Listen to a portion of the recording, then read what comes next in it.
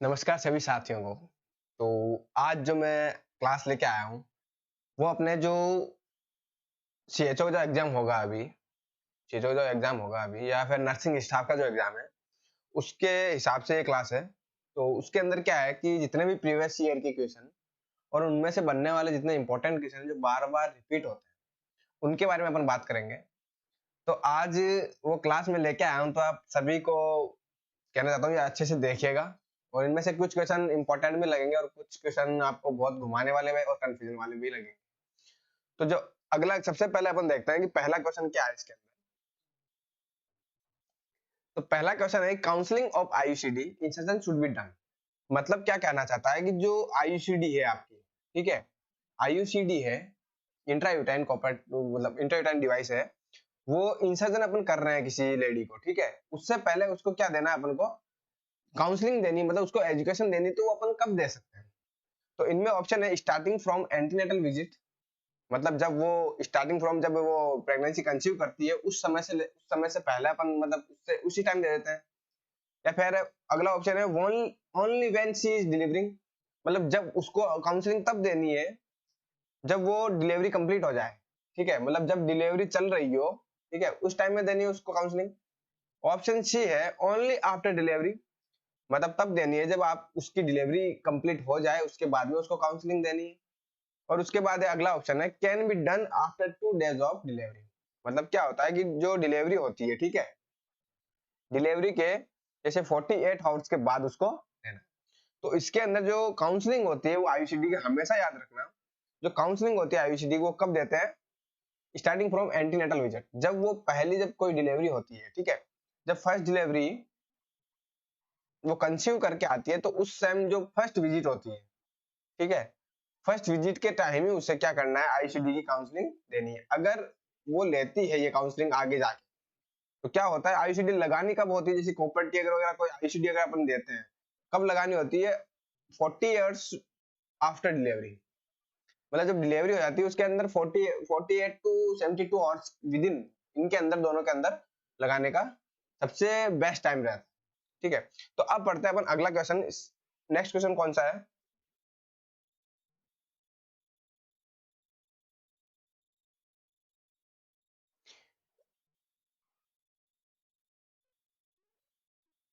Next question है in crying baby when should the cord be clamped normally.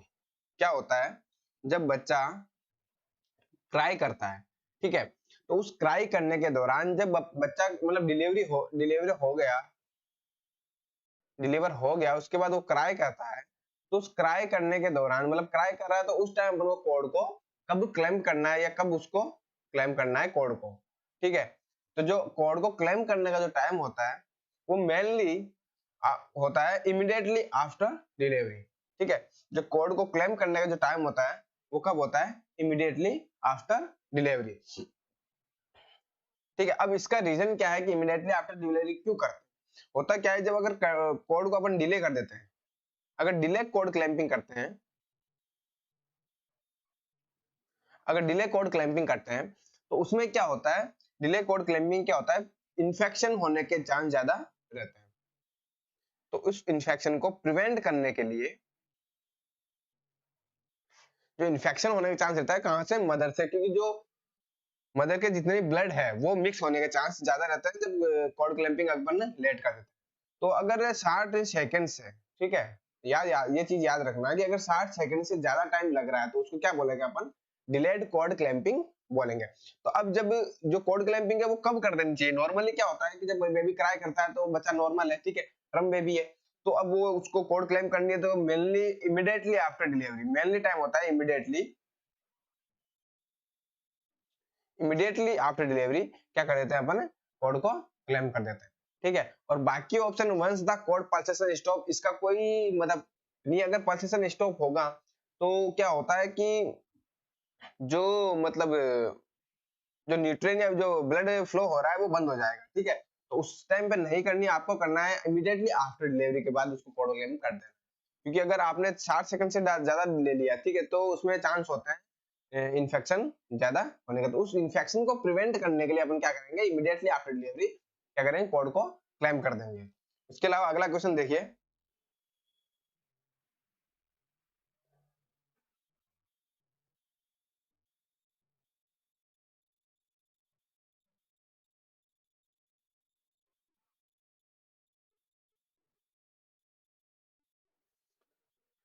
अगला question है increase pulsation felt in lateral fornix of vagina in pregnancy stomach. मतलब क्या बोलना चाहता है कि जो पल्सेशन फील होता है अपन को, ठीक है, मतलब जो पल्सेशन फील होता है वो कहाँ पे होता है, लेटरल फॉर्निक्स पे।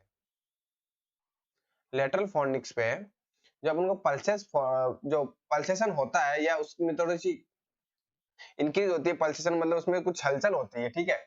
अपन जब ऐसे हाथ लगा मतलब उंगली लगा के जब चेक करेंगे तो उसके अंदर क्या होगा कि अपन को फील होगा, जो पल्सेशन हो रहा है वो फील होगा, ठीक है। तो पल्सेशन फील होगा, तो उस कंडीशन को, वो जो चीज हो रही है उस कंडीशन को अपन क्या बोलते हैं, उसको टर्म, किस टर्म के अंदर अपन बोल सकते हैं। तो उसका आंसर मेरे साथ सभी को आता है, ठीक है। तो इसका आंसर क्या हो गया, इसका आंसर हो गया ओशियंडर साइन जिसको बोलते हैं, ठीक है। ओशियंडर साइन जो होता है इसके अंदर, जैसे जो ओशियंडर साइन है इसके अंदर क्या होता है, जब जो वेजाइना है उसकी जो लेटरल फॉर्निक्स है, ठीक है, उस पे अगर अपन एग्जामिनेशन करेंगे तो वहां पे क्या होगा, पल्सेशन अपन को फील होगी। तो पल्सेशन अपन को फील होगी, ठीक है। तो उस कंडीशन को क्या बोलते हैं, उस कंडीशन को बोलते हैं ओशियंडर साइन, ठीक है। अब गुडल साइन, चेडविक और हेगार साइन क्या होता है, ठीक। अब चेडविक साइन क्या होता है, चेडविक साइन होता है, सबसे पहले अपन चेडविक साइन देख लेते हैं, ठीक है। तो चेडविक साइन क्या होता है, तो चेडविक साइन है उसमें क्या होता है कि जो डिस्कलरेशन हो जाता है, डिस्कलरेशन हो जाता है, और डिस्कलरेशन किसका होता है, जो सर्विक्स है, ठीक है, सर्विक्स का डिस्कलरेशन होता है। और डिस्कलरेशन किस कलर में होता है, ब्लूइश कलर में, ब्लूइश मतलब ब्लू कलर, ब्लूइश कलर में डिस्कलरेशन हो जाए, या डस्की कलर इसको बोलते हैं, ठीक है। ब्लूइश या डस्की कलर के अंदर डिस्कलरेशन हो जाता है उसको क्या बोलते हैं, चेडविक साइन बोलते हैं। अब बात करते हैं अपन गुडल साइन, ठीक है। तो गुडल साइन के अंदर क्या है, लेकिन हाँ सबसे बड़ी बात ये जो चेडविक साइन है, ठीक है, ये चेडविक साइन अपन को देखने को कब मिलेगा, 6 से लेकर 8 वीक ऑफ प्रेगनेंसी, ठीक है। 6 से लेकर 8 वीक ऑफ जो प्रेगनेंसी रहती है उस टाइम अपन को ये चेडविक साइन देखने को मिलेगा। अब ऑप्शन बी के अंदर क्या लिखा हुआ है कि गुडल साइन। अब गुडल साइन क्या होता है, गुडल साइन होता है जो उसको अपन बोलते हैं टर्म, जैसे कुछ हिंट देता है, जैसे गुड़ी गुड़ी बोलते हैं, ठीक है। तो इसके अंदर क्या, गुडल साइन में क्या होता है, सॉफ्टनिंग सॉफ्टनिंग हो जाती है, सॉफ्टनिंग ऑफ द सर्विक्स, ठीक है। जो सर्विक्स है उसकी क्या, वो मतलब सॉफ्ट हो जाता है, और वो सॉफ्ट किस वजह से, ज्यादा वहां पे क्या होती है, ब्लड सप्लाई होती है, उसकी वजह से वो क्या हो जाता है, सॉफ्ट हो जाता है, ठीक है। अब ये जो गुडल साइन है वो कब देखने को मिलेगा आपको, ठीक है। गुडल साइन जो होता है वो 4 से लेके 8 वीक, 8 वीक ऑफ प्रेगनेंसी, 4 से लेके 8 वीक, 8 वीक की जितनी प्रेगनेंसी होती है उसके अंदर अपन को गुडल साइन देखने को मिलेगा। उसके बाद हेगार साइन क्या होता है सब, ठीक है। अपन बात करते हैं हेगार साइन के बारे में। हेगार साइन क्या होता है, हेगार साइन क्या होता है कि सॉफ्ट, इसके अंदर भी सॉफ्टनिंग हो जाती है, ठीक है। अब सॉफ्टनिंग उसमें हो रही थी कि सॉफ्टनिंग गुडल साइन में हो रही थी सर्विक्स की, लेकिन इसके अंदर हेगार साइन में क्या होगा, जो यूट्रस है, इसमें यूट्रस की सॉफ्टनिंग हो जाएगी, क्योंकि यूट्रस के अंदर बहुत ज्यादा ब्लड सप्लाई मतलब हो रही है, ठीक है। तो इसके अंदर यूट्रस के अंदर क्या हो जाएगा, सॉफ्टनिंग हो जाएगी। और ये जो हेगार साइन है वो आपको कब देखने को मिलेगा, ये देखने को मिलेगा 4 से लेके 6 वीक तक ऑफ प्रेगनेंसी, 4 से लेकर 6 वीक तक प्रेगनेंसी होती है, उसके अंदर आपको हेगार साइन देखने को मिलेगा। लेकिन जो हेगार साइन की एक सबसे बड़ी बात यह है कि जो हेगार साइन है, ठीक है, ये अगर 4 से लेकर 6 वीक तक आपको नहीं दिखता है तो आप इसको टिल कब तक, 12 वीक तक देख सकते हैं। 12 वीक तक अगर कोई क्वेश्चन में अगर पूछे कि 12 वीक तक यूट्रस की सॉफ्टनिंग हो रही है, तो वो आपको ये हेगार साइन ही कहलाता है, ठीक है। मतलब टिल ये 12 वीक तक दिख सकता है, कोई जरूरी नहीं है कि आप 4 से लेकर 6 वीक तक ही इसको देखें। तो अगला क्वेश्चन अपन देखते हैं,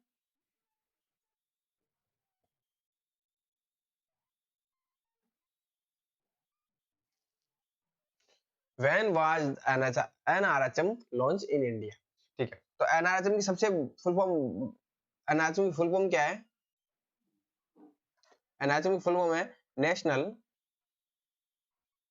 रूरल हेल्थ मिशन। बहुत बार क्या ये क्वेश्चन पूछ लिया जाता है कि national rural health mission NRHM, ठीक है, इसकी जो स्थापना है या लॉन्च है वो कब हुआ था? तो सीधा और सिंपल आंसर है इसका कि जो एनआरएचएम है, ठीक है, उसका जो लॉन्च डेट है, ठीक है, वो कब हुई थी? वो हुई थी 12 अप्रैल 2005। ठीक है, आंसर बी। ठीक है, 12 अप्रैल 2005 को क्या हुआ था? एनआरएचएम का मतलब लॉन्चिंग डेट है या उस दिन ये स्थापित हुआ था। ठीक है, उसके अलावा अगला क्वेश्चन,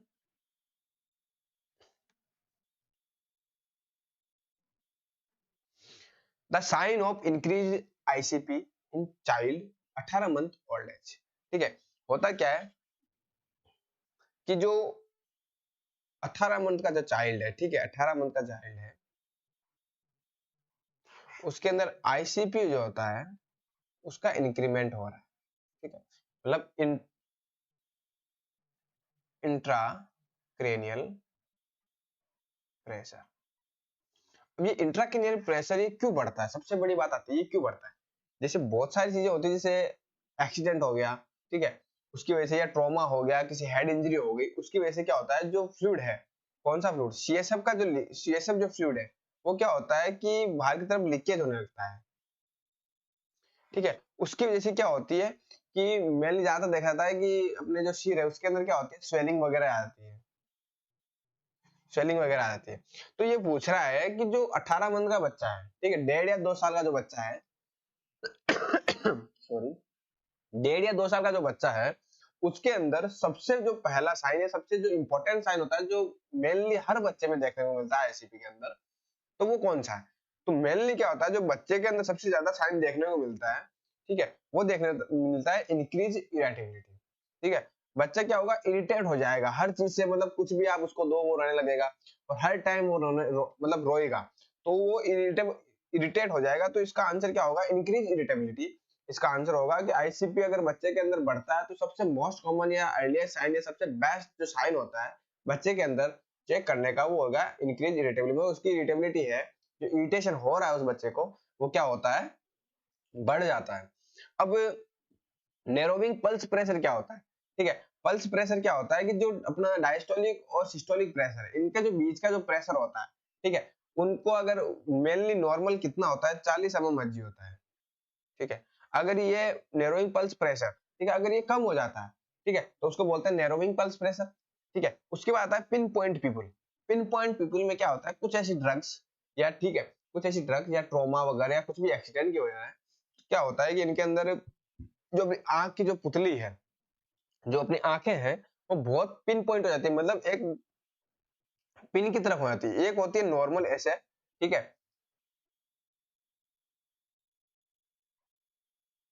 एक होती है नॉर्मल, एक होती है पिन पॉइंट ऐसे। ठीक है, जो जो ये वाली पिन पॉइंट है, ठीक है, ये वाली जो पिन पॉइंट है इस तरह हो जाती है, उसको बोलते हैं पिन पॉइंट पीपल या मियोसिस बोलते हैं। इस कंडीशन को हम क्या बोलते हैं, मियोसिस बोलते हैं पिन पॉइंट पीपल को। अब बहुत बार क्वेश्चन, ये इंपॉर्टेंट क्वेश्चन ये पूछा जाता है कि जो मियोसिस होता है वो किन किन वजह से हो सकता है। मेनली जो अपन देखते हैं, जैसे ड्रग्स वगैरह कुछ होती है, उनके अंदर मैं आपको कुछ ट्रिक देता हूँ। ठीक है, इसके अंदर ट्रिक ये है कि आपको याद करना है fb.com। fb.com में ऐसी ऐसी ड्रग्स या ऐसे ऐसे कारण जिनकी वजह से जो पिन पॉइंट पीपल है वो कॉज होती है, ठीक है, जिनसे पिन पॉइंट पीपल कॉज होती है, उसको बोलते हैं fb.com। अब fb.com के अंदर क्या होता है, मियोसिस होता है,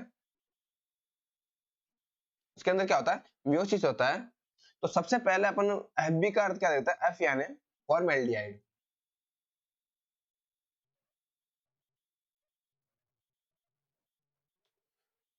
एल्डिहाइड, ठीक है, फॉर्मेल्डिहाइड। उसके बाद बी क्या क्या हो गया, बारबीचूरेट,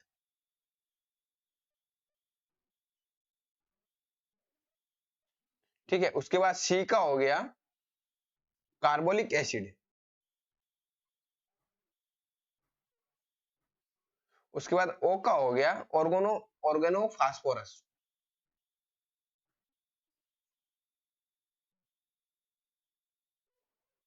ऑर्गेनोफॉस्फोरस, उसके बाद एम का हो गया मॉर्फिन। अब जो मैंने बताया fb.com, ठीक है, इसके अंदर आप देख लीजिए,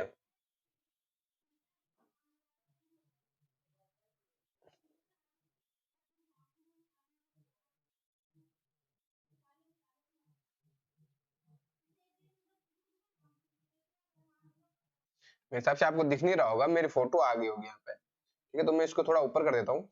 हाँ, तो fb.com के अंदर जिनके अंदर मियोसिस होता है, पिन पॉइंट पिपिल होती है, ठीक है, उनके अंदर सबसे पहले fb.com याद रखना है, जिनके मेनली ज्यादातर क्वेश्चन पूछे जाते हैं कि मेनली जो ऑर्गेनोफॉस्फेरस है या फिर मॉर्फिन है, बार्बिट्रेट, फॉर्मेल्डिहाइड, कार्बोनिक एसिड, इनकी वजह से क्या होता है कि जो अपनी जो पीपल है, ठीक है, वो क्या होती है, पिन पॉइंट हो जाती है, एक पिन की तरह हो जाती है, ठीक है, एक पिन की तरह हो जाती है, तो उसको क्या बोला जाता है, मियोसिस बोला जाता है। ठीक, अब ये इसका मतलब जो ट्रीटमेंट है वो माइड्राइसिस होता है, ठीक, माइटोटिक माइड्राइसिस होता है, माइड्राइसिस। अब इसके अंदर क्या किया जाता है कि ऐसी ड्रग दी जाती है जिनकी वजह से क्या होता है कि जो अपनी पिन पॉइंट पीपल है वो थोड़ी सी बढ़े, ठीक है, बड़ी हो, ठीक है, उस पिन पॉइंट पीपल का क्या हो, मतलब सही से ट्रीटमेंट हो।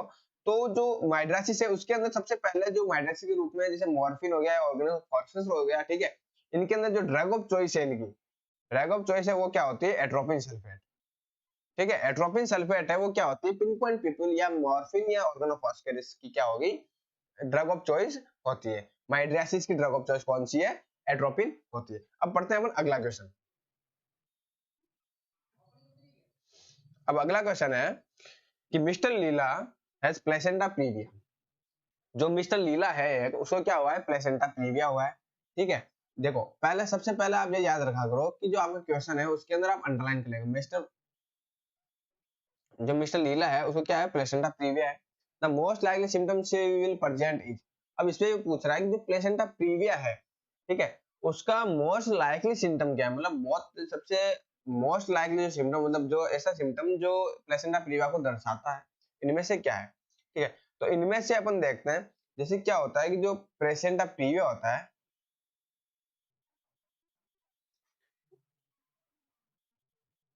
प्लेसेंटा प्रीविया का अर्थ क्या हो गया कि जो नीचे वाला जो एरिया है, ठीक है, जो प्लेसेंटा होता है वो क्या करता है कि कवर कर लेता है, ठीक है, कि मैं नीचे मतलब मैं प्रीविया का अर्थ हो गया पहले में, ठीक है, पहले का अर्थ हो गया जो स्तमस का जो एरिया या सर्विस का जो एरिया है वहां पे आके वो उसकी ऊपर की जो सरफेस होता है वहां पे आ जाता है, वो चिपक जाता है, ठीक है, वहां पे अट जाता है।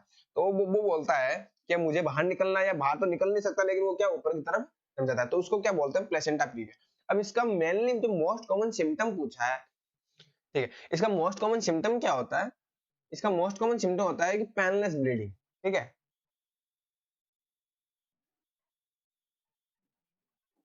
इसका मोस्ट कॉमन सिम्टम क्या होता है, पेनलेस ब्लीडिंग होती है। अब पेनलेस ब्लीडिंग जो होती है,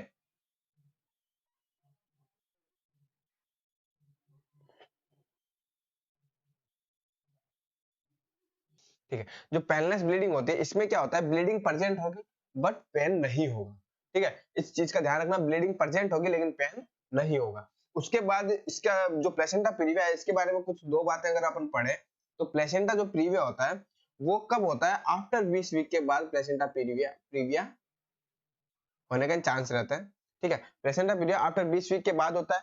बट अगर ये 34 से 36 वीक पे हो रहा है, 34 से लेकर 36 वीक पे अगर प्लेसेंटा प्रीविया हो रहा है, तो इसमें सबसे ज्यादा प्रायोरिटी रहती है कि सिजेरियन सेक्शन करवा लेना चाहिए, ठीक है, सी सेक्शन करवा लेना चाहिए। उस टाइम सबसे बड़ी प्रायोरिटी है, 34 से 36 वीक के अंदर अगर प्लेसेंटा प्रीविया दिख रहा है तो caesarean section priority of choice है, ठीक है। उसके बाद इसका मैनेजमेंट क्या होगा, जैसे अपन मैनेजमेंट की बात करें कि भाई ये नर्स उसको क्या मैनेजमेंट देगी या उसको क्या एजुकेशन देगी, उसको क्या ज्ञान देगी, ठीक है, तो उसका जो ज्ञान होता है नर्स का, तो उसको अपन बोलते हैं जैसे मैनेजमेंट क्या करेगी पेशेंट अपने, तो मैनेजमेंट ये रहेगा कि सबसे पहले मतलब जो लीला है उसको बोलेगी कि फालतू इधर उधर ना घूमे और आपको क्या करना है, बेड रेस्ट करना है, ठीक है, बेड रेस्ट करना है। उसके बाद अवॉइड करना है इंटरकोर्स, जो भी आप रात को प्रतिक्रिया करते हैं उनको क्या करना है, अवॉइड करना है, ठीक है,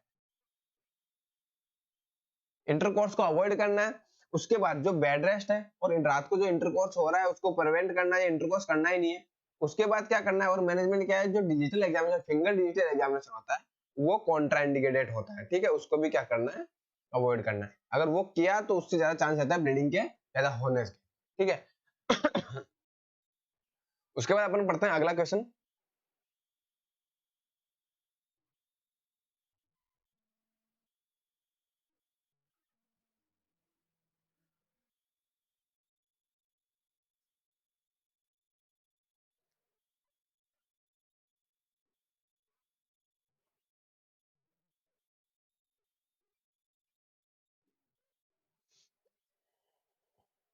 अगला क्वेश्चन देखते हैं, एक सेकंड। अगला क्वेश्चन है, infection occurring in a patient while in A hospital और हेल्थ केयर एजेंसी। ठीक है, ये क्वेश्चन तो मेरे हिसाब से सभी को बहुत अच्छे से आता होगा। मतलब ऐसा इन्फेक्शन जो क्या होता है कि जब आप हॉस्पिटल एजेंसी के अंदर हो या हॉस्पिटल के अंदर आप एडमिट हुए हो उसके बाद हुआ है, ठीक है। तो उस इन्फेक्शन को क्या बोलते हैं? उस इन्फेक्शन को मेनली आप सभी को पता है कि इन्फेक्शन को क्या बोलते हैं, नोजोकोमियल इन्फेक्शन बोलते हैं। अब मेनली जो नोजोकोमियल इन्फेक्शन होता है इसमें मेनली कौन सा आता है, यूटीआई होता है, ठीक है। अब नोजोकोमियल इन्फेक्शन में एक सबसे बड़ी चीज ये है कि आप अगर गए हॉस्पिटल और जाते आपको इन्फेक्शन हो गया तो वो नोजोकोमियल इन्फेक्शन में काउंट नहीं होगा। इफ इफ अगर वहां पे आपने 48 और स्टे किया है या एडमिट रहे आप, ठीक है।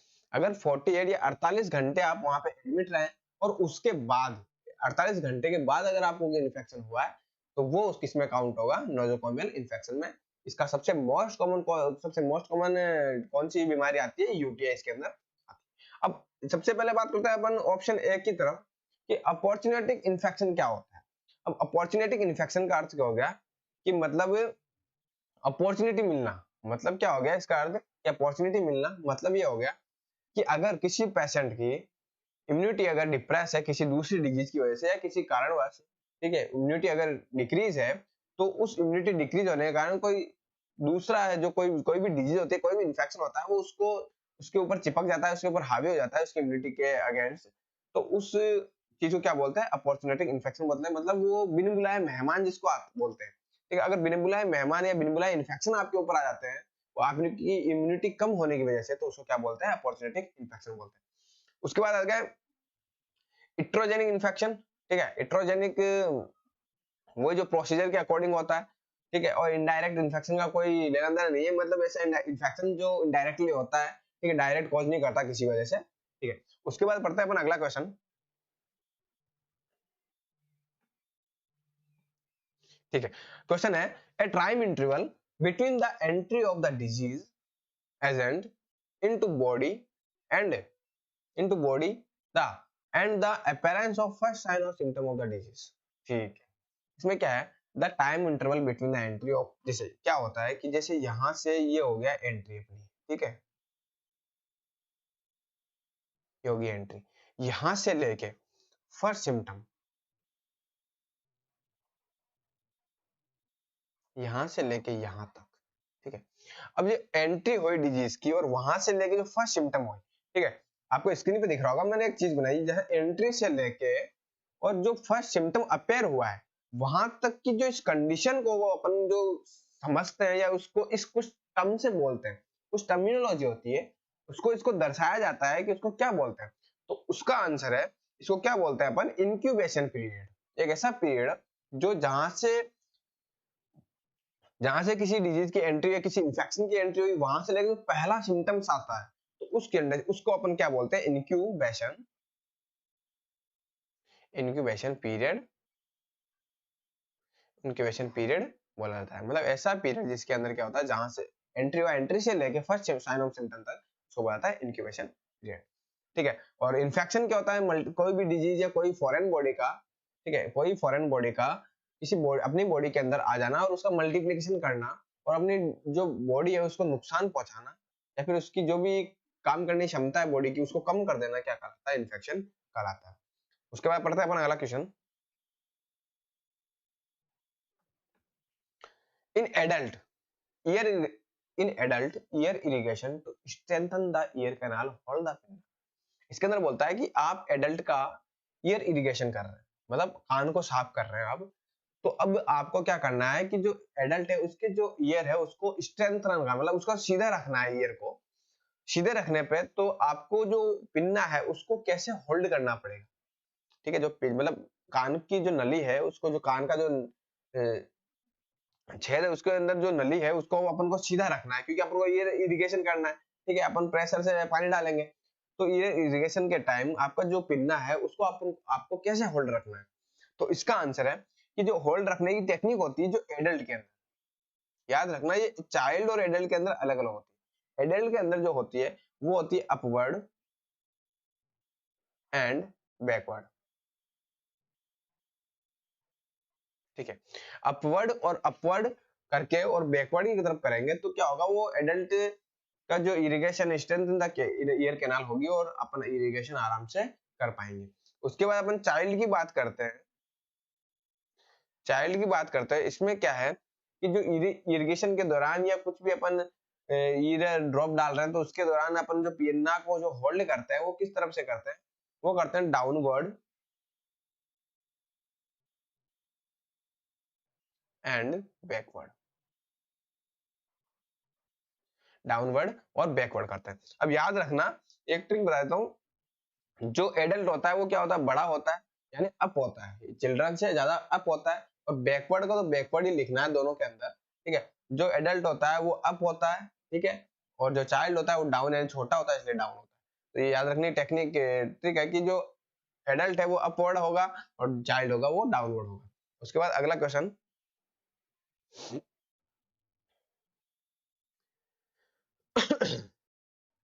अगला क्वेश्चन है कि antisocial behavior when a child or adolescent purposefully and repeatedly does illegal activities is known as, ठीक है। होता क्या है कि अपनी सोसाइटी के अंदर कुछ चीजें ऐसी होती है जो अपने बिहेवियर को अपन सोसाइटी के अनुसार अपन को चलाना पड़ता है। अगर उस सोसाइटी के अपन या कम्युनिटी के प्रति अगर नहीं चलाते तो उसको एंटी सोशल बोला जाता है, ठीक है। पहली बात तो ये।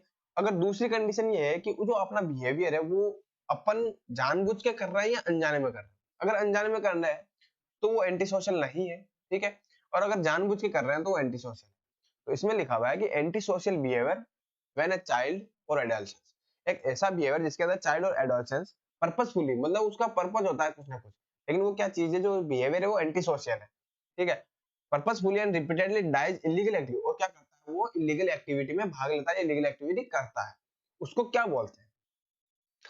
तो मैं आपको बता दूं कि उस चीज को जो एंटी सोशल बिहेवियर वो वहां पे दिखा रहा है जो चाइल्ड, उसको बोलते हैं जेवेनाइल डेलिक्वेंसी, ठीक है। उसका आंसर क्या होगा, आंसर मैं आपको बताता हूँ, उसका आंसर होगा जेवेनाइल डेलिक्वेंसी, ठीक है। इसका आंसर सी होगा। तो अब ये ऑटिज्म क्या होता है, ऑटिज्म क्या होता है, ठीक है। ऑटिज्म क्या होता है, न्यूरोलॉजिकल एंड डेवलपमेंटल डिसऑर्डर होता है, ठीक है। इसके अंदर क्या होता है, न्यूरोलॉजिकल और डेवलपमेंटल डिसऑर्डर, पहले तो लिख लो, न्यूरोलॉजिकल एंड डेवलपमेंटल डिसऑर्डर होता है, ठीक है। इसके अंदर क्या होता है, बच्चा बिल्कुल शांत रहेगा, कोई कम्युनिकेशन नहीं रहेगा, कोई अगर बाहर का कोई पर्सन आता है अपने, जैसे कोई मेहमान आते हैं अपने घर पे, उनसे बात नहीं करेगा, एक कोने में बैठा रहेगा और चुपचाप बैठा रहेगा, कोई किसी से कम्युनिकेशन नहीं करेगा, कोई अपनी बातें शेयर नहीं करेगा, उसको क्या बोलते हैं, ऑटिज्म। मतलब मोशनलेस या म्यूट म्यूट हो जाएगा वो, एक तरीके से जब अपन फोन को म्यूट करते हैं, ठीक है, म्यूट हो जाएगा, उसके अंदर कोई एक्टिविटी नहीं दिखेगी, ठीक है। उसके बाद आता है टिक डिसऑर्डर। तो टिक क्या होता है, ठीक है, टिक क्या होता है, फास्ट और रिपीटेटिव मसल्स मूवमेंट, ठीक है, fast and repetitive muscles movement, मतलब ऐसे मूवमेंट जो मसल्स के हो रहे हैं और फास्ट हो रहे हैं, जिनको अपन कंट्रोल नहीं कर सकते, इनवॉलेंट्री हो रहे हैं, ठीक है, उसको क्या बोलते हैं अपन, टिक डिसऑर्डर बोलते हैं, ठीक है। उसके बाद अपन अगला, ठीक है, अगला क्वेश्चन पढ़ते हैं। अगला क्वेश्चन है, disposal of placenta at PSC is done by, मतलब इसका आंसर ये क्या हुआ कि जो पीएससी होती है, primary health centre, primary health centre, जो पीएचसी के अंदर, ठीक है, प्राथमिक स्वास्थ्य केंद्र,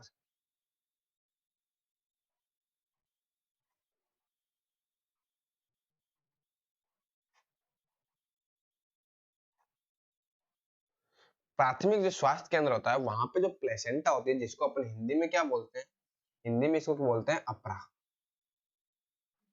तो प्राथमिक स्वास्थ्य केंद्र पे जो प्लेसेंटा आता है उसका डिस्पोजल या उसको खत्म कैसे किया है, ठीक है। तो ड्राई बर्निंग, ठीक है, ड्राई बर्निंग का अर्थ हो गया कि मतलब उसको सूखेगी, उसको सूखा मतलब सूखी रहती है प्लेसेंटा, वो सूखा सूखी चीज में या सूखी करके उसको जला दिया जाए, ठीक है। या फिर ऐसा मटेरियल काम में लिया जाता है जो सूखा होता है, ठीक है। उसके बाद सेकंड है डीप ब्यूरियल, ठीक है। डीप ब्यूरियल मतलब उसको खड्डा खोदो, उसको जैसे प्लेसेंटा निकली और उसको खड्डा खोदो, ठीक है, खड्डा खोद के उसको डीप कर दो, मतलब डीप थोड़ा ज्यादा खड्डा खोद के उसके अंदर वो उसको दबा दो और ऊपर से रेत डालो, डीप ब्यूरियल। उसके बाद आता है बॉइलिंग। अब बॉइलिंग तो बहुत ही वाहियात ऑप्शन दिया है इसके अंदर, तो उसको या तो आप एक साथ कर लो भाई, बॉइलिंग कर दो उसको, ठीक है। बॉइलिंग को तो जो एग्स होता है उनको बॉइल किया जाता है, तो यहाँ पे अपरा को तो बॉइल करने का कोई सेंस ही नहीं है। उसका ऑप्शन डी है treat with bleaching powder and ब्यूरिया।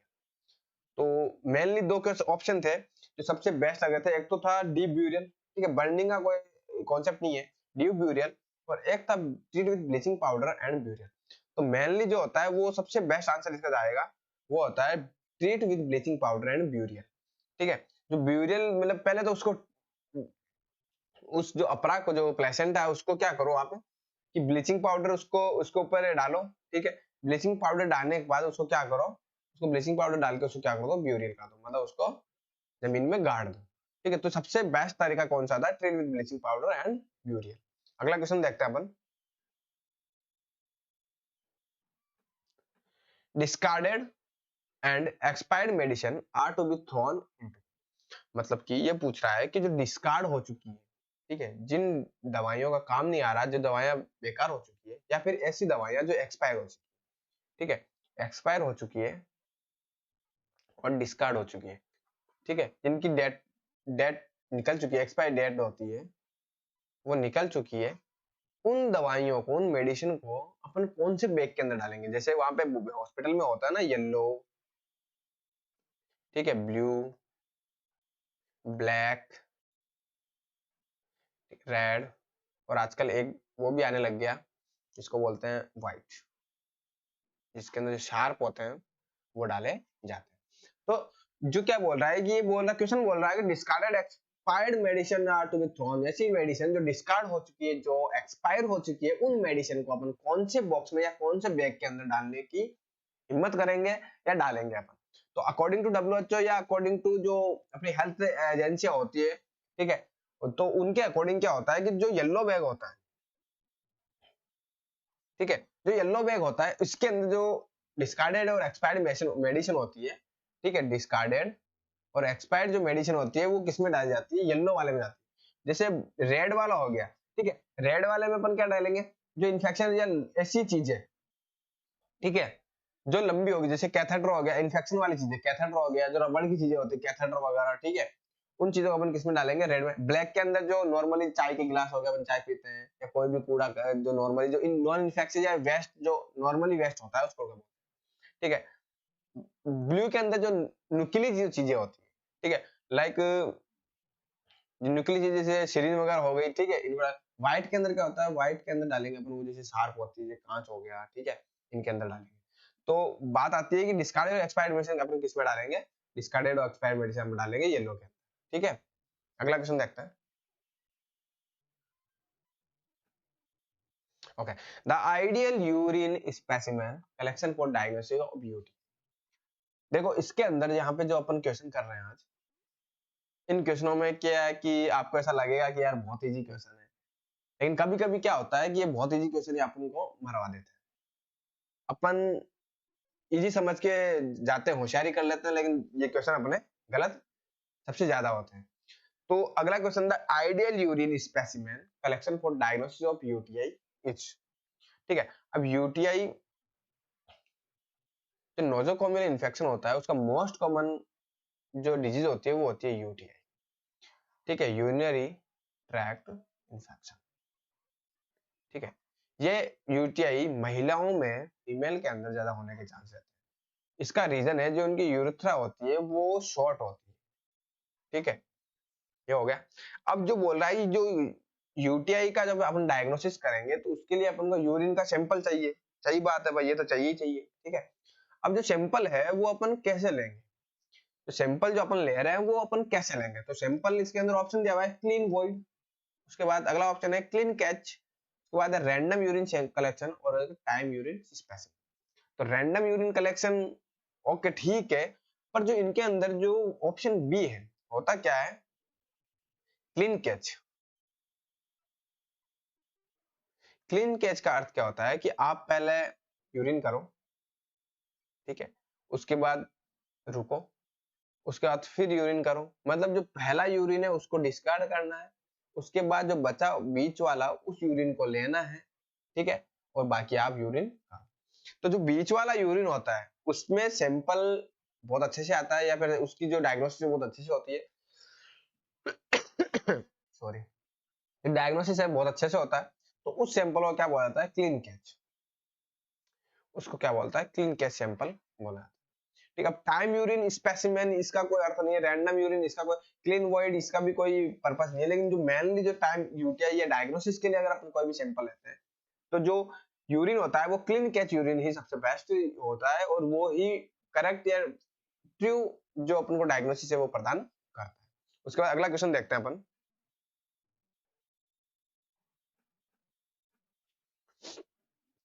when when disease affect a large number of people in a community at the same time and during same season, then it called, मतलब क्या होता है कि ऐसी डिजीज जो large number of community के अंदर जितने भी लार्ज नंबर ऑफ पीपल है उसको अफेक्ट करती है ड्यूरिंग सेम सीजन, एंड कब करती है, एक फिक्स समय के लिए, फिक्स सीजन होता है जैसे सर्दी के अंदर कर दिया, ठीक है, तो फिक्स समय के अंदर ऐसी डिजीज जो लार्ज कम्युनिटी वाले पीपल को क्या करती है, अफेक्ट करती है, ठीक है, तो उस चीज को अपन क्या बोलते हैं, देखो ये जो तीनों चीजें लिखी हुई है एंडेमिक, एपिडेमिक, प्रिविलेंस और इंसिडेंस, ठीक है, तो इनके बारे में बता दूं कि इससे जो क्वेश्चन का आंसर है वो एपिडेमिक होगा, कि अगर एक किसी कम्युनिटी के अंदर, अगर किसी कम्युनिटी के अंदर कोई डिजीज अगर स्प्रेड हो रही है, ठीक है, और स्प्रेड होने के बाद वो डिजीज अगर एक कुछ या तो सेम सीजन के लिए हो सकती है उस कम्युनिटी के अंदर, प्रॉपर ओनली फॉर कम्युनिटी के अंदर, और कहीं बाहर नहीं जा रही, ठीक है, तो उस डिजीज को बोलते हैं एपिडेमिक, एपिडेमिक बोलते हैं, ठीक है। अब एंडेमिक किसको बोलते हैं, एंडेमिक क्या होता है, एंडेमिक एक ज्योग्राफिकल एरिया होता है, किसी एक ज्योग्राफिकल एरिया के अंदर किसी डिजीज का स्प्रेड हो जाना और उस ज्योग्राफी से बाहर नहीं जाना, याद रखना, उस ज्योग्राफी से बाहर नहीं जाना किसी डिजीज का और वहीं पे स्प्रेड है ना, उसको बोलते हैं एंडेमिक।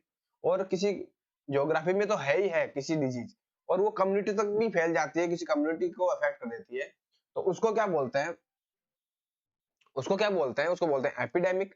उसके बाद आता है प्रिविलेंस।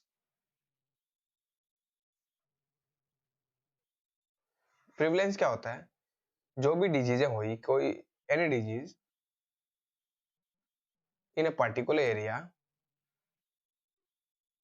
कोई भी ऐसी डिजीज जो किसी पर्टिकुलर एरिया में हो रही है, लेकिन उस डिजीज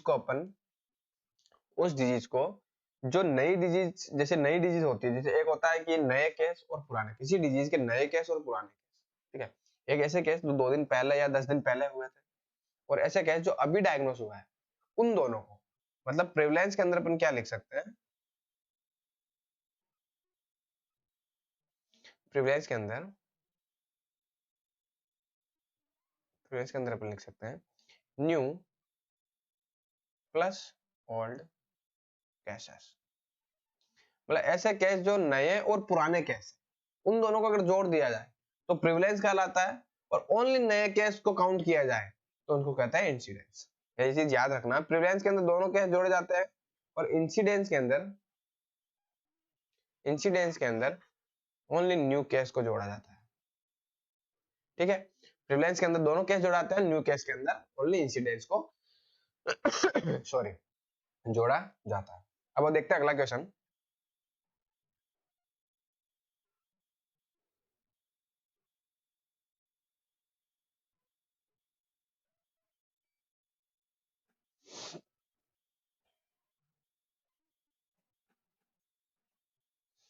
ओके, अगला क्वेश्चन है one of the following is a universally accepted indicator of health status and socio economic condition of a country. मतलब इनमें से कौन सा ऑप्शन ऐसा है जो ये दिखाता है कि यूनिवर्सली एक्सेप्टेड इंडिकेटर है, मतलब अपने यूनिवर्स के अंदर उसको वो इंडिकेटर माना है हेल्थ स्टेटस का। मतलब अगर वो सही है तो मतलब ऐसा जताया जा सकता है कि उस देश की जो हेल्थ स्टेटस, जो हेल्थ की जो स्वास्थ्य की जो स्टेटस है, लेवल है, वो बेस्ट है, और सोशियो इकोनॉमिक कंडीशन है वो भी अच्छी है। मतलब क्या होता है हेल्थ का स्टेटस, हेल्थ का स्टेटस और socio condition, socio economic condition. मतलब ऐसा कौन सा इंडिकेटर है जो दिखाता है कि किसी कंट्री की या किसी यूनिवर्स का हेल्थ स्टेटस और सोशियो इकोनॉमिक जो कंडीशन है, इनमें से कौन सा ऐसा स्टेट मतलब इंडिकेटर है जो दिखाता है कि हेल्थ का स्टेटस और सोशियो इकोनॉमिक जो स्टेटस है किसी कंट्री का या किसी यूनिवर्स का, ठीक है, वो बेस्ट है, उसका लेवल क्या है, इनमें से कौन सा जो ऑप्शन है वो दिखाता है। तो इसके अंदर आंसर मैं आपको बता दूं, इसके अंदर आंसर होगा लाइफ एक्सपेक्टेंसी। लाइफ एक्सपेक्टेंसी का अर्थ क्या हो गया, किसी भी कंट्री के जो इंसान होते हैं वहां पे रहने वाले जो, ठीक है, वहां पे रहने वाले जो इंसान होते हैं, ठीक है, उनकी हेल्थ स्टेटस और जो सोशियो इकोनॉमिक कंडीशन है उसको चेक करके ये देखा जाता है कि इस बंदे की, जैसे अभी अपने इंडिया के अंदर 50 to 60 माना गया है अभी, ठीक है, लाइफ एक्सपेक्टेंसी। मतलब कि आदमी जो नॉर्मल रेट होती है उसके अंदर आदमी जो रेशो निकाला गया है कि आदमी तो 50 से लेकर 60 की उम्र तक अब ये जी सकता है, उससे आगे नहीं बढ़ सकता। बहुत कम चांस होते हैं, जो कुछ अपवाद होते हैं जो जी सकते हैं, बाकी यही मतलब 50 से लेकर 60 तक ही चांस होते हैं जीने के, ठीक है, उससे पहले आदमी सलट जाता है, ठीक है। तो जो लाइफ एक्सपेक्टेंसी का अर्थ क्या हो गया कि मतलब वो देश की ऐसी कंडीशन जिसमें बताया जाता है किसी एक आम आदमी का कितना जीना है, कितना वो लाइव कर सकता है इस धरती पे, तो उसको बोलते हैं लाइफ। मतलब उसकी लाइफ की एक साल या उसकी लाइफ की एक ईयर निकाली जाती है, कितने उसकी एज निकाल ली जाती है कि इतनी एज तक ये सर्वाइव करेगा, और सबकी जो रेशियो सबका बराबर रहता है, जैसे अभी इंडिया की 50 से लेकर 60 के बीच में है, ठीक है। तो लाइफ एक्सपेक्टेंसी का अर्थ क्या हो गया कि ये जो ऐसा इंडिकेटर है जो सोशियो और हेल्थ स्टेटस को, अपनी कंडीशन को मतलब दर्शाता है, उसको बोलते हैं लाइफ एक्सपेक्टेंसी, ठीक है। अब इसके अंदर जो लाइफ एक्सपेक्टेंसी का अर्थ क्या होगा कि ऐसी मतलब इसका फॉर्मूला जैसे अपन निकालते हैं, तो लाइफ एक्सपेक्टेंसी का अर्थ क्या हो गया कि जो नए नए बच्चे जन्म ले रहे हैं उन पे, ठीक है, उसमें क्या होता है नंबर ऑफ, ठीक है, number of year a new born is expected to life, ठीक है। मतलब किसी न्यू बॉर्न के अगर जन्म होने की जो दर है, अगर वो चल रही है, जन्म हुआ है वो, तो वो बच्चा कब तक जिएगा या कब तक उसको सर्वाइव करेगा, जैसे जन्मा उसने सर्वाइव, अच्छे से सर्वाइव किया, उसकी लाइफ एक्सपेक्टेंसी निकाली, या उस जैसे कोई इंडिया कंट्री है, जैसे बच्चा जन्मा और वो अच्छा स्वस्थ है, मस्त है और तंदुरुस्त है, तो उसकी जो लाइफ एक्सपेक्टेंसी होगी, जैसे जन्म लेते हैं उसकी लाइफ एक्सपेक्टेंसी होगी 50 से 60, तो उसको क्या बोलते हैं लाइफ एक्सपेक्टेंसी बोलते हैं, ठीक है। उसके बाद जो मैटरनल मोर्टेलिटी है, ठीक है, मैटरनल मोर्टेलिटी किस पे निकाली जाती है, 1 लाख पे निकाली जाती है, ठीक है। 1 लाख पे जिन्हें मतलब जितने बच्चे जन्म लेते हैं उनपे जो मतलब जो रिप्रोडक्टिव एज होती है जिनकी मदर की, ठीक है, उनसे जितने बच्चे जन्म लेते हैं उनमें मरने वाली महिलाओं की संख्या गुणा अपन को 1 लाख करना है। उसके बाद अंडर 5 प्रोपोर्शन है, मतलब जितने भी अंडर 5 प्रोपोर्शन रेट, मतलब क्या होगा कि जितने बच्चे अंडर 5 है उन पे जितने भी अगर जी मतलब जिए हैं स्टार्टिंग में जहां से बर्थ हुई है उसको अंडर 5 प्रोपोर्शन रेट बोलते हैं। इन्फेंट मोर्टेलिटी जितने बच्चे जन्म लिए मतलब जितने बच्चे जन्म लेते हैं उन पर मरने वालों की संख्या और इंटू 1000, जो इन्फेंट आईएमआर होती है उसको क्या निकाला जाता है, आईएमआर को 1000 पे निकाला जाता है और एमएमआर को कितने निकाला जाता है, 1 लाख पे निकाला जाता है। उसके बाद अगला क्वेश्चन है,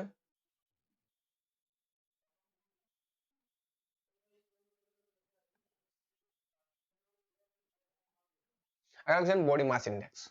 मतलब अपनी बॉडी के क्या होता है कि बॉडी मास इंडेक्स क्या होता है, मतलब अपनी जो खान पान है, ठीक है, उसके हिसाब से अपनी बॉडी की हाइट कितनी है और अपना वेट कितना है, या अपन माल नरिश तो नहीं है, उस हिसाब से निकालने के लिए बॉडी मास इंडेक्स काम में आता है। तो एक ऐसी सारणी दी गई है जिसके अंदर बताया गया है कि आखिर आपकी बॉडी का वेट इतना होगा और अगर आपका बॉडी का हाइट इतनी होगी, तो अगर आप इसको अगर आप इस फॉर्मूले में रखते हैं, ठीक है, तो जो निकल के आएगा अगर वो इसके बीच में है तो आप नॉर्मल है, मालनस नहीं है, ठीक है। अगर इससे ज्यादा आता है तो आप ओबेसिटी है, ठीक है। तो मैं आपको बता दूं बॉडी मास जो इंडेक्स होता है फॉर्मूला क्या होता है, जो वेट होता है वो केजी के अंदर होता है, ठीक है। और उसका हाइट जो होती है, वो क्या होती है मीटर स्क्वायर के अंदर, ठीक है। ये क्या हो गया, ये हो गया बीएमआई का फॉर्मूला, ठीक है। और मुझे आप कमेंट करके बताओ कि नॉर्मल बीएमआई कितनी होती है, ठीक है। नॉर्मल बीएमआई कितनी होती है, प्री ओबेस, ठीक है, ओबेसिटी, ठीक है, और अंडरवेट, ये बीएमआई कितनी होती है, ये मुझे आप कमेंट करके बताइएगा। अब हम देखते हैं अगला क्वेश्चन। तो इसका आंसर क्या होगा, weight upon kg upon metre upon height metre square. तो वेट अपॉन केजी और हाइट इन मीटर स्क्वायर, तो ऑप्शन बी से जो है इसका क्या है, जो आंसर बी है इसका जो क्या है राइट आंसर है। अब अगला क्वेश्चन देखते हैं अपन।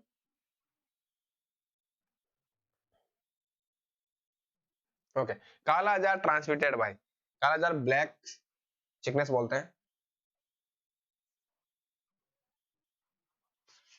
इसको, ब्लैक सिकनेस बोलते हैं कालाजार को। और ट्रांसमिट बाय ये किससे ट्रांसमिट होता है, ठीक है। कालाजार ट्रांसमिट होता है फेल्बिटोमिस सैंड फ्लाई। मेनली क्या होता है, बहुत बार क्वेश्चन के अंदर आता है ये sand fly, only sand fly लिखा हुआ आता है, ठीक है, ये भी आंसर है। लेकिन अगर किसी ने लिख दिया फ्लैबिटोमी, फ्लेबोटोमीज, फ्लेबोटोमी सैंड फ्लाई, तो इसका आंसर क्या है, फ्लेबोटोमी सैंड फ्लाई भी हो सकता है, ठीक है। हाउस फ्लाई जो अपने इचमाइट और टिक, ये मैं आपको आगे क्वेश्चन जो करवाऊंगा उनके अंदर आपको बताऊंगा कि जो कालाजार होता है वो मेनली किससे ट्रांसमिटेड होता है, फ्लैबिटोमीज सैंड फ्लाई से ट्रांसमिटेड होता है, मतलब ये ट्रांसमिट करती है, ये वेक्टर बॉर्न डिजीज है, ठीक है। उसके बाद अगला क्वेश्चन देखें। Okay, who are the beneficiary of RBS के राष्ट्रीय बाल स्वास्थ्य कार्यक्रम प्रोग्राम। और ये जो राष्ट्रीय आरबीएस के जो है राष्ट्रीय बाल स्वास्थ्य आरबीएस के राष्ट्रीय बाल स्वास्थ्य कार्यक्रम, ये जो कार्यक्रम है ये बहुत इंपॉर्टेंट है और इसके से एक क्वेश्चन आना अनिवार्य है। और बहुत ज्यादा क्या होता है कि इसके क्वेश्चन गलत कर बैठते हैं। तो ये पूछ रहा है कि इनमें से कौन सी बेनिफिशियरी है, इनमें से कौन, मतलब इनमें से जो राष्ट्रीय बाल स्वास्थ्य कार्यक्रम जो प्रोग्राम है, तो इनमें चार ऑप्शन में से ऐसा क्या कौन सा ऑप्शन है जो इनका लाभ उठा रहा है, ठीक है। तो ऑप्शन आएगा चिल्ड्रन एज 6 से 12, children age 6 to 12 year in primary school. ऐसे चिल्ड्रन जो 6 से 12 साल के हैं और प्राइमरी स्कूल में पढ़ते हैं, ठीक है। ये बात मान लेते हैं कि 6 से 12, जैसे मेनली क्या होता है कि इसके अंदर 6 0 से लेके 12 साल तक, ठीक है, 0 से लेके 12 साल तक जो बच्चे होते हैं वो इसके अंदर इन्वॉल्व होते हैं। और जरूरी नहीं स्कूल से लेके बाहर के, मतलब आउटर एरिया के बच्चे इसमें शामिल होते हैं, ठीक है। अब आप ऑप्शन देखो, चिल्ड्रन एज 6 से 12 ईयर इन प्राइमरी स्कूल, ठीक है, ये ऑप्शन अपन मान लेते हैं। चिल्ड्रन एज 0 से 6 year of age in rural and urban slums, ये भी मान लेते हैं। Children enrol in class 1 to 5 12th year in a government aided school, ठीक है। Children enrol in class from 6 to 12 in government aided. तो क्या होता है, अपन ने क्या बोला कि जो रूरल अर्बन इनके अंदर जितने भी चिल्ड्रन है वो क्या होते हैं, इंक्लूड होते हैं। और इन बच्चों की एज कितनी होनी चाहिए, 0 से 6। तो जो ऑप्शन 2 है इसके अंदर अपन देखते हैं कि 0 से 6 एज के बच्चे होते हैं, उसके अलावा अर्बन एंड अर्बन, मतलब रूरल एंड अर्बन स्लम्स के होते हैं। तो मतलब ये आंसर दूसरा तो सही है, ठीक है, दूसरा सही है। अब इनमें से दूसरा कितनों के अंदर है, दूसरा ये गलत हो गया, ठीक है। इसमें भी है दूसरा, इसमें भी है और इसमें। अब अपन देखते हैं कि children enrol in classes from 1 to 12 in government and government aided school, ठीक है। अब अपने बात करी, जरूरी नहीं इसमें जो कि 6 से 12 ईयर और ये गलत होगा क्योंकि ओनली प्राइमरी स्कूल के बच्चे नहीं हो सकते, और 6 से 12 तो नहीं, 0 से मैंने 12 बोला, ठीक है। तो ये गलत हो गया। ऑप्शन बी है चिल्ड्रन अर्बन, ये सही है। ऑप्शन सी है इनरोल इन क्लास 1 to 12, ठीक है, ये मान लेते हैं अपन 1st to 12, ठीक है। इन गवर्नमेंट और प्राइवेट, इसको एडेड स्कूल बोलते हैं, गवर्नमेंट और गवर्नमेंट एडेड स्कूल, गवर्नमेंट और प्राइवेट स्कूल, ठीक है। Option 4 the children enrolled in the class 6 से 12 वाले चिल्ड्रन अपन नहीं लेंगे। अपन को चिल्ड्रन जितने स्कूल में पढ़, जरूरी थोड़ी स्कूल में जो अगर 5th क्लास में तो अपन उसको भी इनरोल कराएंगे, ठीक है। ऐसा नहीं है उसको बाहर निकाल देंगे। तो इसमें जैसे लिखा हुआ है कि 6 से 12, फोर्थ ऑप्शन में लिखा 6 से 12, तो इसको ऐसा नहीं है बाहर निकाल देंगे। तो 5वीं क्लास तक है उनको भी इन्वॉल्व करना है, तो 1st से लेकर 12 तक और 0 से लेकर 6 साल, ठीक है। तो 1st से लेकर 12 तक क्लास तक है, और जो 0 से 6 साल तक जन्मा है या उसके बाद का जो बच्चा है, ठीक है, मतलब कुल मिला के 0 से लेकर ये जो ऑप्शन 3 बी है, इसके अंदर 0 से 6 साल हो गया, और ऑप्शन बी है इसके अंदर 1st से लेकर 12 साल, मतलब कुल मिला के अपन को सारे बच्चे मिल गए जो 0 से लेकर 12 साल तक है, और जो स्कूल में पढ़ते हैं या स्कूल से बाहर रहते हैं या रूरल में रहते हैं या अर्बन में रहते हैं, ये सारे बच्चे अपन को इन 2 ऑप्शन के अंदर मिल चुके हैं। जो आंसर होगा इसका होगा आंसर जिसके अंदर 2 और 3 शामिल है, तो इसका आंसर क्या होगा, इसका आंसर होगा जो सी वाला जो ऑप्शन है, ठीक है। ये इसका आंसर होगा। ऐसे बच्चे जो 1 से 12 तक प्राइवेट या प्राइवेट गवर्नमेंट स्कूल में पढ़ते हैं, और ऐसे बच्चे 0 से 6 साल के अर्बन या रूरल अर्बन स्लम्स में रहते हैं। उसके अलावा अगला क्वेश्चन देखते हैं अपन। ओके, क्वेश्चन है the panchayat raj institution at block level. मैं बोल रहा है जो पंचायत राज की जो सिस्टम होता है, पंचायत राज का जो सिस्टम होता है, उस सिस्टम के अकॉर्डिंग जो ब्लॉक लेवल होता है, ठीक है, ब्लॉक का जो लेवल होता है उस लेवल पे वहां पे कौन सी समिति या कौन सा पंचायत राज स्थापित होता है। तो मैं आपको बता दूं कि जैसे ग्राम के अंदर, जिसको बोलते हैं गांव के अंदर क्या होती है, ग्राम पंचायत होती है। गांव के अंदर ग्राम पंचायत, ठीक है, और ब्लॉक लेवल पे कौन होती है, पंचायत समिति,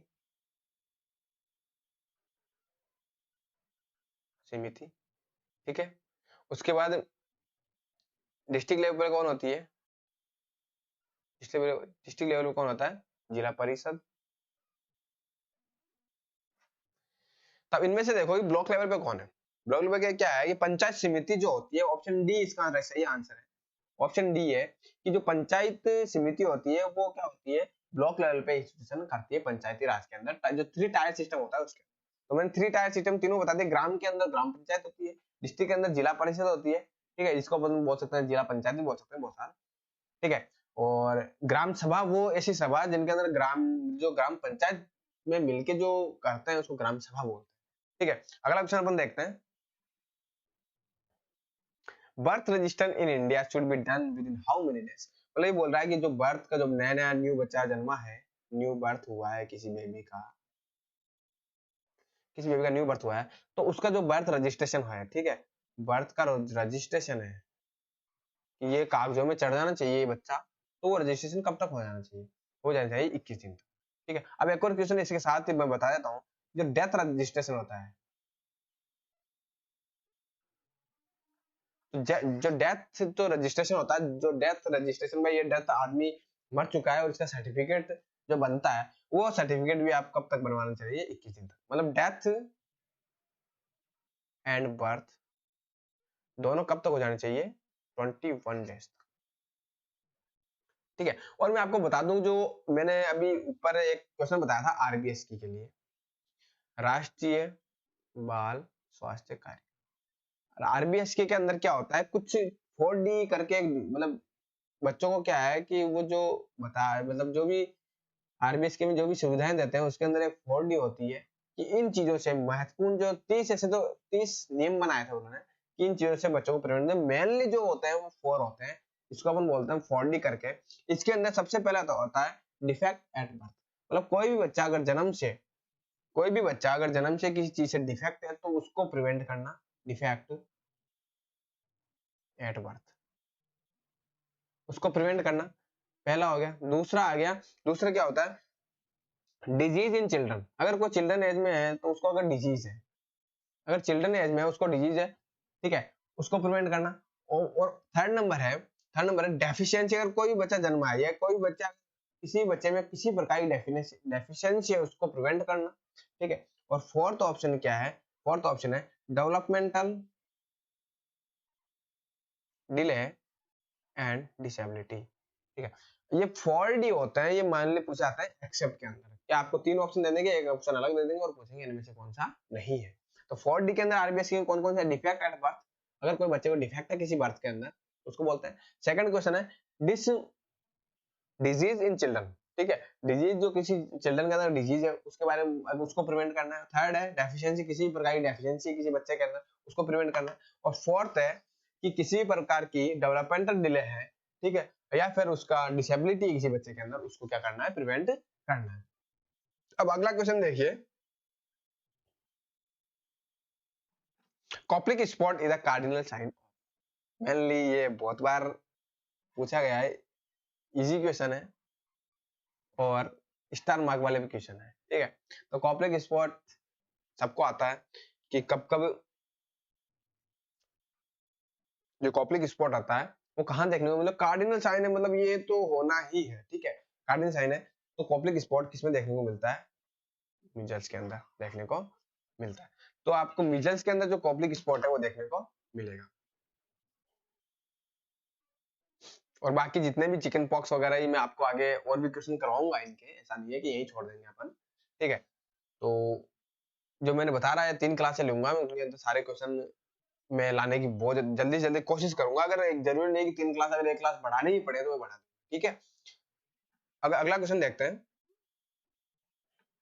according to WHO, world health organisation के अकॉर्डिंग, विश्व स्वास्थ्य संगठन के according, anaemia can be defined in a pregnant woman while SB level less than, अगर किसी प्रेग्नेंट लेडी है, कोई डिलीवरी लेडी है प्रेग्नेंट हो रखी है, उस लेवल उसका जो एसबी का लेवल है कितना होना चाहिए कि उससे अगर नीचे जाते ही बिलो जाते अपन क्या बोल देंगे उसको, एनीमिया बोल देते हैं।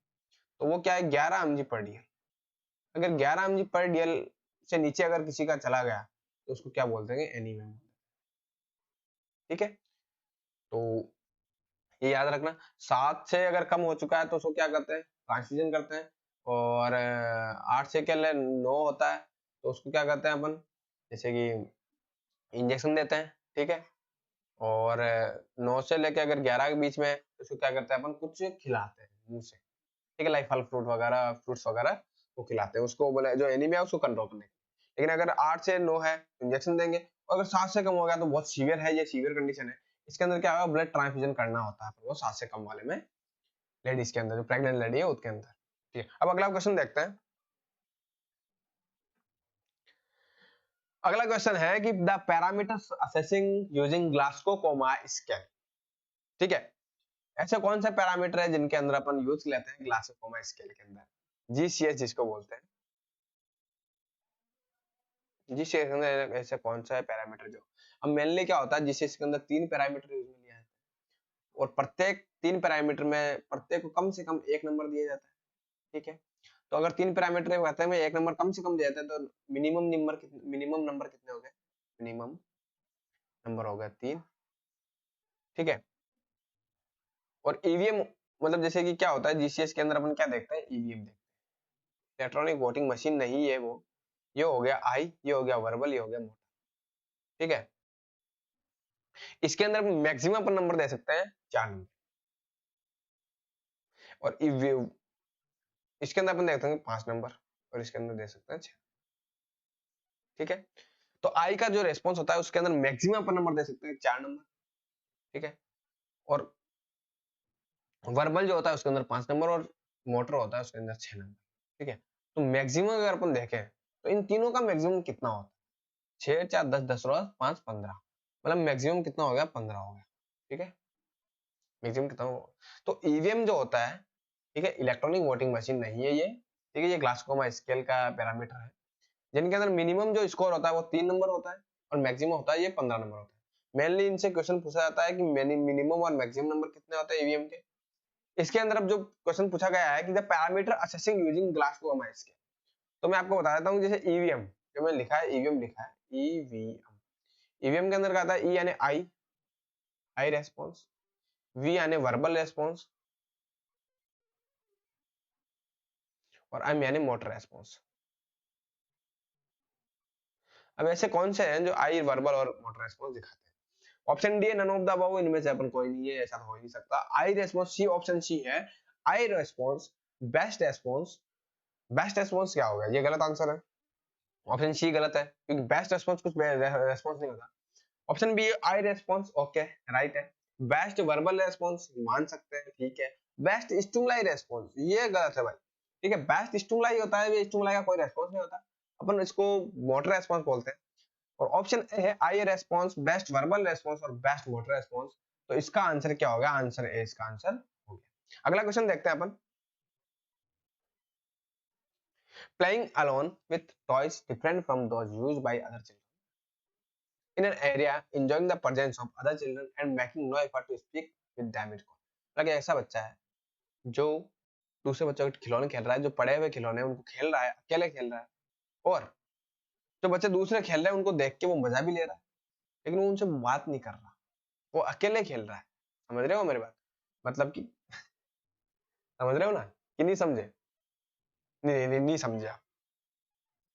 वो क्या करता है, बच्चा अकेला खेल रहा है और किसी बच्चे के साथ कोई बात नहीं कर रहा, अकेला बिल्कुल चुपचाप खेल रहा है और अपने खिलौने से खेल रहा है, ठीक है। तो उसका आंसर क्या होगा? उसका आंसर होगा पैरेलल। पैरेलल प्ले में क्या होता है, कोई ऐसा बच्चा, जैसे ये दो बच्चे हैं, ठीक है,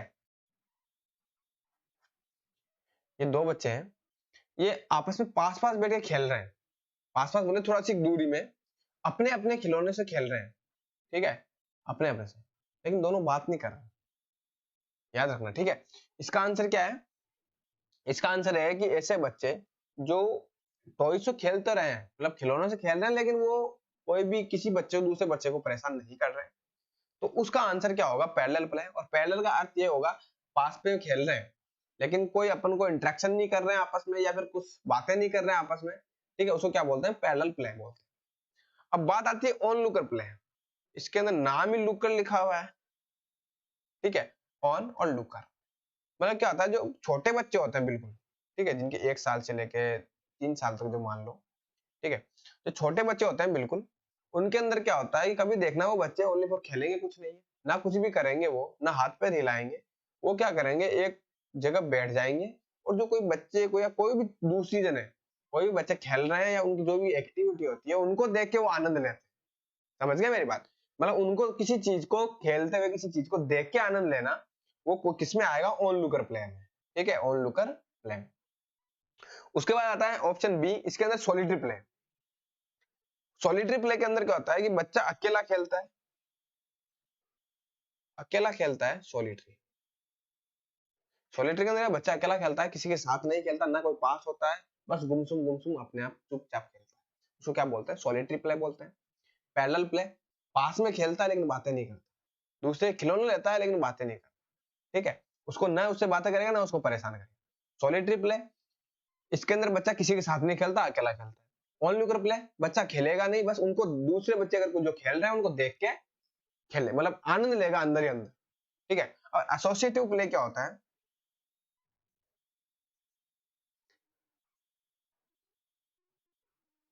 एसोसिएटिव प्ले क्या होता है? एसोसिएटिव प्ले के अंदर क्या है कि किसी, जो दो बच्चे हैं, ठीक है, ये मैंने मान लिया, दो बच्चे बना लिए, दोनों बच्चे आपस में खेल रहे हैं और दोनों के खिलौने सेम है, लेकिन दोनों के गोल अलग है, गोल अलग अलग, गोल अलग अलग मतलब क्या हो रहा है? एक तो जैसे ये एक बच्चा है, ठीक है, जैसे ये एक बच्चा है, ये तो बना रहा है बिल्डिंग किसी ब्लॉक से, और ये बना रहा है उसी ब्लॉक से कार। खेल एक ही चीज से रहे हैं, आपस में खेल रहे हैं, पास पास ही खेल रहे हैं, लेकिन एक चीज बना रहा है बिल्डिंग और एक जना बना रहा है कार ब्लॉक से, ठीक है। तो उसको क्या बोलते हैं? Associative play. खेल साथ में रहे लेकिन उनके गोल डिफरेंट है, ठीक है, उसको क्या बोलते हैं? एसोसिएटिव प्ले बोलते हैं। ठीक है, अब अगला क्वेश्चन देखते हैं। Okay, Heimlich manoeuvre perform do, मतलब हेमलिच मैनवर जो होता है, ठीक है, हेमलिच मैनवर में क्या करता है, पीछे से आदमी आता है और ऐसे फिस्ट बनाता है और यहाँ पे रखता है और हल्का सी, मतलब इनवर्ड और अपवर्ड धक्का लगाता है।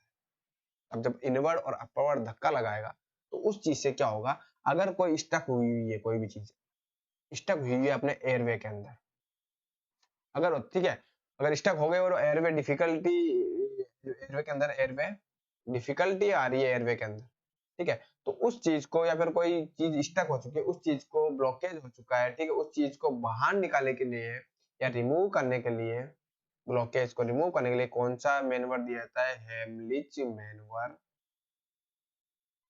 मैनवर परफॉर्म किया जाता है। इसके अंदर क्या होता है, एक बंदा आएगा पीछे से, ठीक है, वो अपन को पकड़ेगा पीछे की तरफ, और जो हाथ होता है इनकी एक फिस्ट बनाएगा, फिस्ट बना के अपने यहाँ रखेगा कीबोर्ड के जस्ट थोड़ा सा नीचे, और वो क्या करेगा कि जोर से धक्का मारेगा एकदम, ठीक है, अंदर की तरफ और ऊपर की तरफ, ठीक है, अंदर इनवर्ड और अपवर्ड की तरफ मारेगा, जिससे क्या होगा, जो भी अगर एयरवे के अंदर कोई विक्टिम के अंदर एयरवे के अंदर अगर ऑब्स्ट्रक्शन है या ब्लॉकेज है, तो वो क्या करेगा, वो वापस और मतलब बाहर की तरफ आ जाएगा। ठीक है, अब देखते हैं अगला क्वेश्चन। अगला, which of the following is the most logical sequence. ठीक है, इसके अंदर इम्पेयरमेंट डिसेबिलिटी की ये एक कंडीशन है, इनके अंदर भी बोल रहा है कि सीक्वेंस क्या होता है। ठीक है, इसके अंदर सीक्वेंस याद रखने का एक, जैसे डाबडा होता है अपना, इसके अंदर DID है, डीडा हो गया। ठीक है, अब देख लो डिसब में डिजीज हो गए, डिजीज के बाद क्या हो गया, इम्पेयरमेंट आ गया, उसके बाद डिसेबिलिटी और DIDH, सॉरी DIDH होगा। ठीक है, हैंडीकैप क्लास में आएगा ना, DIDH हो गया। अब DID कोई भी डिजीज होगी, डिजीज हो गया उसका इम्पेयरमेंट होगा। ठीक है, कोई भी डिजीज होगी उसका इम्पेयरमेंट होगा, मतलब वो डिजीज इम्पेयरमेंट करेगी किसी भी कंडीशन को, या किसी भी अपने लिम्ब वगैरह इनको इनको इम्पेयरमेंट करेगी। ठीक है, इम्पेयरमेंट करने के बाद वो डिसेबिलिटी कॉज करेगी, और डिसेबिलिटी कॉज करने के बाद हैंडीकैप्ड बंदा होता है। तो डिजीज, इम्पेयरमेंट, डिसेबिलिटी और हैंडीकैप्ड अगर जिस ऑप्शन में आपको दिखाई दे रहा है तो वही आंसर होगा। तो इसका आंसर क्या होगा, डिजीज, इम्पेयरमेंट, डिसेबिलिटी और हैंडीकैप। इसका आंसर होगा बी आंसर। ठीक है, इसका आंसर क्या होगा, इसका आंसर होगा बी आंसर। मतलब ये क्या है, डिसेबिलिटी या इम्पेयरमेंट जो कंडीशन आती है उसके अंदर ये सीक्वेंस होता है, ये भी मैं आपको बता दूंगा आगे ये। ठीक है, उसके बाद अगला क्वेश्चन देखते हैं।